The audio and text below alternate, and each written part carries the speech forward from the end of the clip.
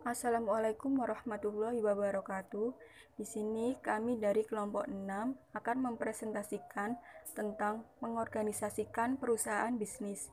Sebelumnya perkenalkan, kami yang pertama ada Nivia Putri Anggraini, yang kedua yaitu Bila Safarina, yang ketiga Amelia Putri, selanjutnya ada Anjali Setiawati, ada Aprilia Kartika Putri, dan juga yang terakhir ada Pramuji Rafli Ar-Rahman.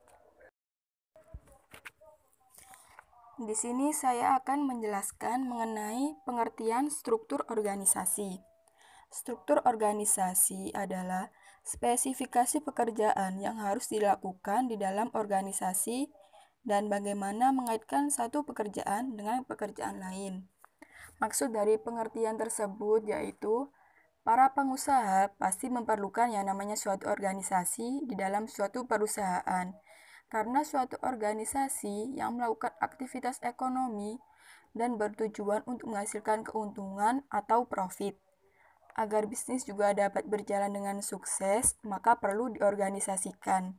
Dalam mengorganisasikan suatu bisnis, tentunya harus memperhatikan unsur-unsur bisnis yang ada agar pengaruh terhadap perusahaan sangat besar dan memperoleh keuntungan juga semakin besar. Slide selanjutnya, saya akan menjelaskan mengenai bagan organisasi. Memang sebagian besar bisnis membuat bagan organisasi untuk memperjelas struktur dan menunjukkan karyawan di mana posisi mereka dalam operasi perusahaan. Di dalam gambar tersebut menunjukkan bagan organisasi di Contemporary Landscape Service, sebuah bisnis kecil tetapi cukup berkembang di suatu komunitas kecil di Texas. Setiap penomoran menggambarkan satu pekerjaan. Sebagai contoh, manajer toko, kebun pembibitan, dan landscape pertamanan semuanya melapor kepada pemilik dan presiden. Dalam landscape pertamanan, ada manajer akun perumahan dan akun perkantoran. Demikian pula ada manajer lain dalam operasi toko dan kebun pembibitan. Bagian selanjutnya, saya akan menjelaskan mengenai faktor penentu struktur organisasi. Banyak faktor yang memainkan peran dalam menentukan struktur organisasi yang optimal. Faktor yang utama adalah misi dan strategi organisasi. Bisnis yang dinamis dan tumbuh pesat membutuhkan struktur organisasi yang memungkinkannya untuk lebih fleksibel, merespon terhadap perubahan dalam lingkungan dan strateginya, dan untuk berkembang.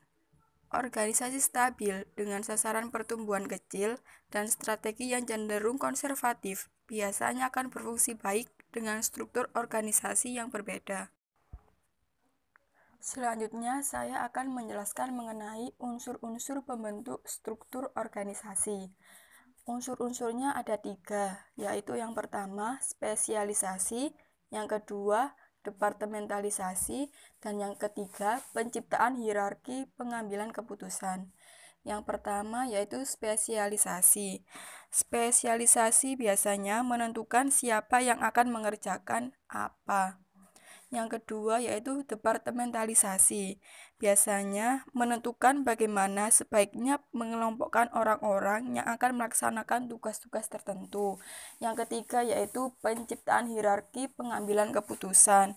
Ini biasanya memutuskan siapa yang akan diberikan tanggung jawab untuk membuat keputusan tertentu dan siapa yang memiliki wewenang atas kelompok tertentu. Di sini saya akan menjelaskan mengenai macam-macam departementalisasi.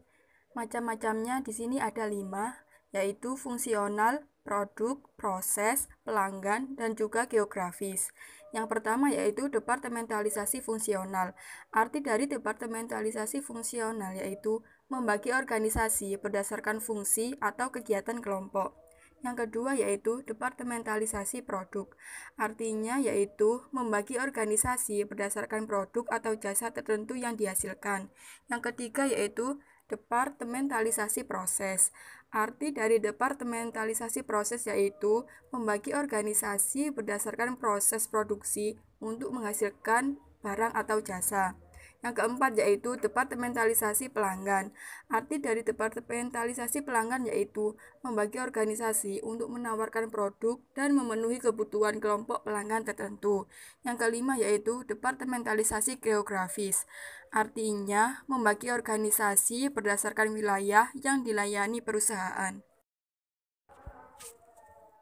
Slide selanjutnya yaitu saya akan menjelaskan mengenai bentuk-bentuk dasar struktur organisasi. Di sini strukturnya itu ada 4, yaitu yang pertama struktur fungsional, yang kedua yaitu struktur divisional, yang ketiga struktur matriks, yang keempat struktur internasional. Maksud dari struktur tersebut yaitu saya akan jelaskan yang pertama yaitu struktur fungsional. Maksud dari penjelasan fungsional yaitu hubungan antara fungsi dan kegiatan kelompok menentukan wewenang. Yang kedua yaitu struktur divisional. Maksud dari struktur divisional yaitu bergantung pada departementalisasi produk.